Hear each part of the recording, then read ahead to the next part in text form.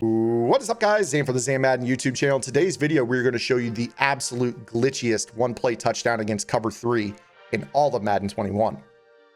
But before we get into the video, please do me a favor, hit that subscribe button. Also, make sure you guys take the time to hit that notification bell so you don't miss any of the uploads coming your way here on the Zane Madden YouTube channel. If you want to take your game to the next level, check out my brand new Madden site, gridirongameplans.gg. Gridiron Game Plans is a one-stop source dedicated to teaching you competitive Madden at its highest level. Every single week at our Sunday Vault update, we take a look at a meta, or the most effective tactics available, and show you guys how it is executed, and most importantly, how you counter it. That way you guys know how to run it, and also how to counter it when you face it in your online head-to-head gameplay. On top of that, your subscription will include not only those Vault updates every Sunday, but any and all offensive and defensive game plans released throughout the entire year while your subscription is active.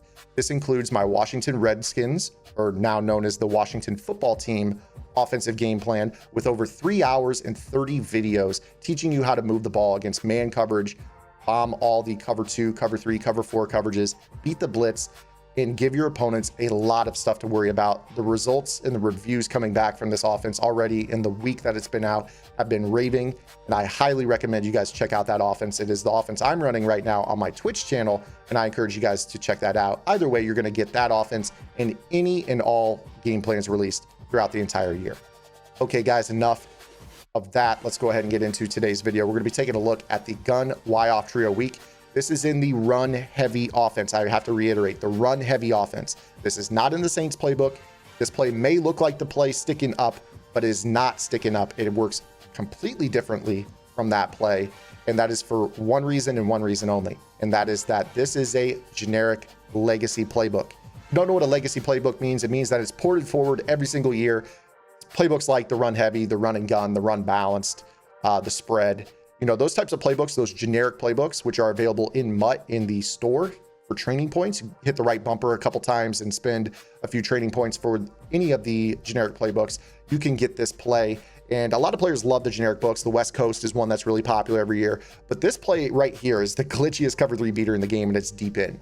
So let's go ahead and hit the field. We're going to go ahead and talk about why this play works against the cover 3. And the reason that it works against the cover 3 is because this post route to DJ Moore is actually not a post. You're probably asking, what the hell are you talking about right now? It absolutely is a post. Yes, you're right. Technically, the way it looks on the field, it is a post, but under the hood, it's actually a corner route. I want to take you back a couple years. Patriots gun bunch week was the most popular meta, I want to say, in Madden 18, might have been 17. And the play Pat Sale was really, really good. And the reason that it was good is the backside solo receiver on his post route, it was actually a transposed corner route. And what that did to cover 3 is it caused cover 3 to match that post across the field, and that would leave deep crossers, running back wheels, all kinds of crazy routes that attack the deep left side of the field wide open because the corner covering more in the outside third would follow him. That is exactly the case with this play. Now, if you were to try this setup out of the play sticking up in the Saints playbook, you would not have the same results. Now, you could still flood zone with it, as we're going to teach you here in this video, but it will not have the matching principles of the transposed corner route. So DJ Moore is actually on a corner route that is flipped over the middle under the hood, and it causes the outside cover 3, which EA has made a concerted effort over the years to make sure that cover 3 basically matches corner routes when they break into their grid. Well, this route is in his grid from the jump, which tells him, I need to follow and play man coverage. And this will happen the majority of the time. As long as you don't put them in a deep half or protect the sticks, they should match the vast majority of the time in cover 3 drop coverages. Now, if you play cover 3 press coverages, the cover 3s that actually have press in the name, they will actually play this correctly, where they'll jam the receiver and then drop into the third. But if they're playing drop coverage, this will match. So what we do on this play is we streak the running back. It's that simple. You're going to watch how DJ Moore is going to pull his guy across the field, and now we're going to throw an outside pass lead to McCaffrey all the way down the left sideline for the one-play score. And I apologize if you heard that sound effect on my phone in the background, but that is a very, very easy way to beat cover 3 for the one-play score. So let's go ahead and show you guys that under the hood. Again, we talk about this being not a post route, even though it is. It's breaking towards the post. This is a corner route. And because he's in this guy's grid, the cover 3 corner says, I have to play match on you. And it follows him across the middle of the field. leaving the running back streaking down the seam wide open for the one-play score. So much like an offensive coordinator might do, they're just going to learn the rules of the coverage. And yeah, I know it's a post route, but you're using the rules of the coverage to develop something in a legacy playbook. So this is going to be something that you can do to get this guy wide open. Now, it's up to you if you want. You could put, apprentices on the field, you tight end apprentice, a slot apprentice. You can start to experiment with, deep crossing routes that might be able to get across the field and attack this. But if you don't want to run abilities, this is literally the easiest way to beat cover 3 in the game right now. You see right here, here's a really good example of a situation where it doesn't match. I did mention that it's not all the time, but it is the vast majority of the time. And what I find is that when that guy actually doesn't match, I typically notice that it's rectified, but if I just streak the tight end, you'll notice that the tight end is not actually on a streak. He's on a fade. He's got a little bit of a hitch. If I smart route it, you see how he hitches it about 10 yards and fades to the outside.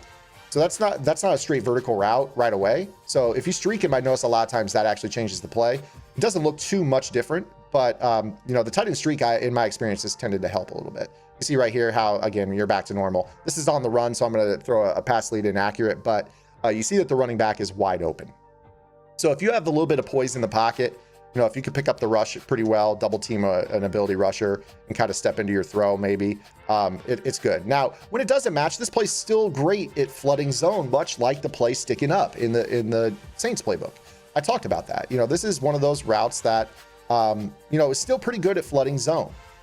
And you see here, that time the match coverage didn't really do it, but again, you can kind of throw like a little low ball right there. I probably would have thrown that a little bit earlier. Now, if you're not playing zone drops, another thing that you can do, if you just want to flood zone, this won't cause the match more often than not, but you can go ahead and smart route this post. And what that'll do is it'll really work him into a tender area of the field. And I'll set up a route combo that looks like this, where everyone basically runs a streak, the running back, the tight end, the outside receiver. I'll flat this guy on the wide side in the slot. And then I'll just let that post eat as it goes to the far side of the field. And you see how that basically just opens up really, really well. Now, Bridgewater's missing throws for no reason, but you can see how open he is right there on that play. But anywho, this play is really, really solid when you start to play, a lot of cover 3 drop. You get them, into the point where they're matching the route. That's really going to end up being where you pick up some one-play scores out of the backfield. What I notice is when you get the defensive back's hips turned before the running back is able to break out of the backfield, that's typically when you see the match. So you see right there how his hips turn. You'll notice that when he doesn't turn, typically that's when he reacts to the running back. So you can kind of pay attention to how that defensive back reacts on this play, and you're going to notice that this is where you can pick up on the keys in this play.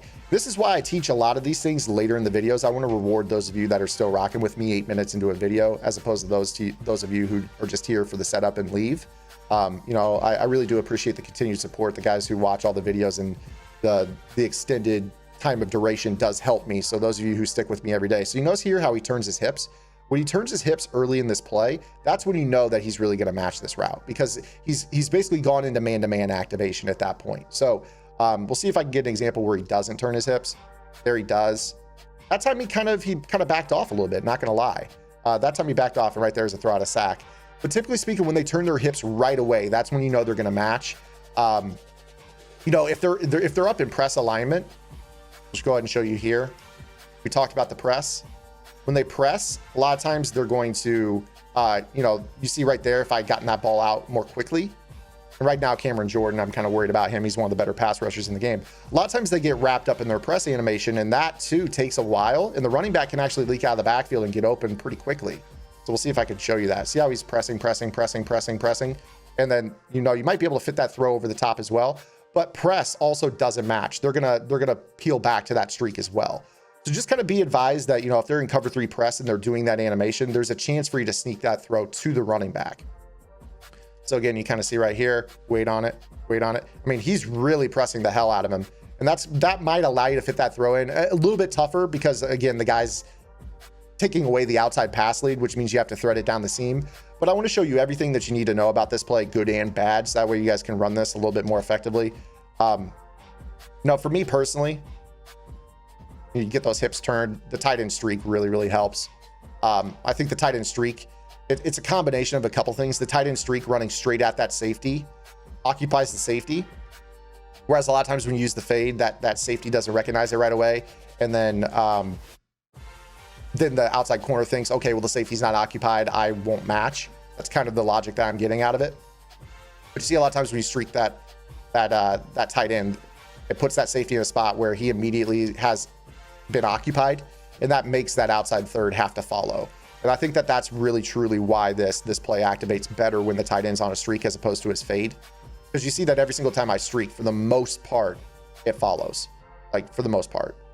And then that really opens up the outside pass lead down the seam. So you're going to be in a spot here with this play where once you really figure out how it works, you know, streaking the tight end seems really, really key. Now, I want to go ahead and get into another setup here for this. This is a little bit tougher because you need a really strong arm quarterback that doesn't dice roll and accurate a ton. This play still is really good against zone drops as well. Let's say that you're running cover 3 and you set your curl flats to 25 yards, which a lot of players will. You know, they're playing cover 3 and their purple zones that are on the field are going to just basically drop deep to the sideline at 25 yards, and they're not going to rally down to anything short. So when you know that they're doing that, I kind of want to show you here. Let's see if I can force a non-match. When you know that that's happening, I like to run off the coverage on the outside with the B receiver, and I like to just whip the running back. And the reason for that is I want him, or I'm sorry, the slot receiver, not the running back. I apologize. I want him breaking over the middle and then releasing back to the outside where there's a lot more room for me to pass lead up. So we'll kind of show you what I mean here. Like, go ahead and just throw a quick pass lead up and rat catch it. That's a free 15 yards against somebody who's doing that.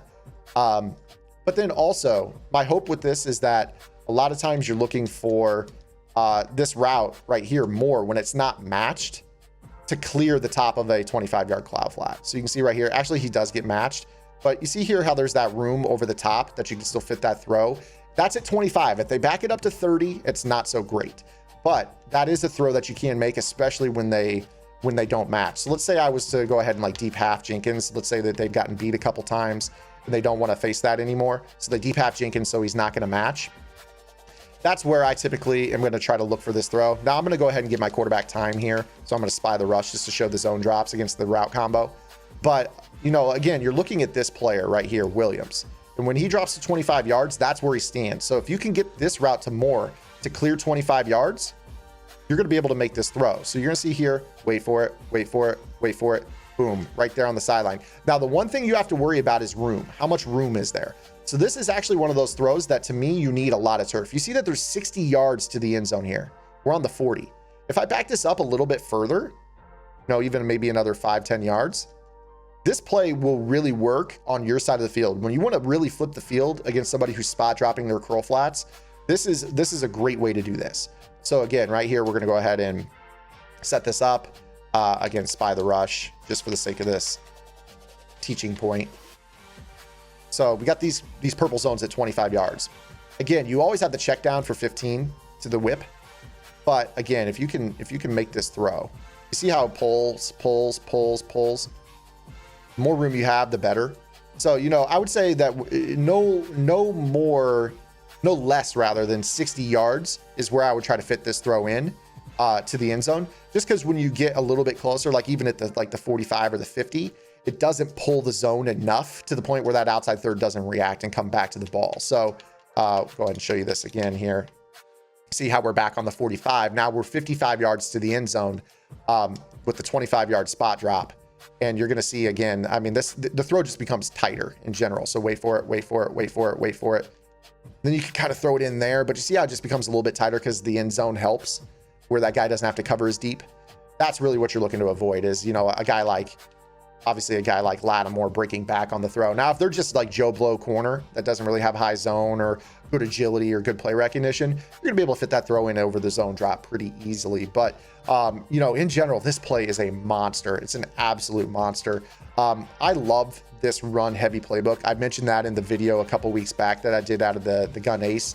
I think the legacy playbooks are always great because there's routes that haven't been changed that really destroy the meta. Like for instance, look at this play, vertical tight end cross. Like this play, if I just go back to like generic drops, I'm just going to choose random play. In general, this route is really, really good against man and zone. I mean, I think it's one of the better routes in the game. And just because it clears over the top of zones so well. Now, right there, that was match from the backside that matched it. But, you know, I love this route to the tight end. You know, if I want to, I can motion him out into the slot, kind of go into a tray look. There's just a lot of unique stuff in these generic books, and that's always been something I really, really like to do. You see how he clears over the top as I was taking the sack right there. There's just a lot that you can do with this playbook. Of course, they have the bunch tight end, which is one of the better formations in the game as well. I don't really have to oversell this playbook to you guys. I think if you take a look at it, you're going to see a lot that you really like out of it. There's a lot that you can implement from the meta and still remain original, which is always my goal. So hopefully you guys enjoyed this video. If you did, make sure you guys give it a thumbs up. Any questions, comments, concerns, or complaints, as always, drop those below. Subscribe to the channel if you like the content. We'll see you guys on tomorrow's video, as well as on the website, gridirongameplans.gg. Till then, this is Zan. Get in the lab and good luck.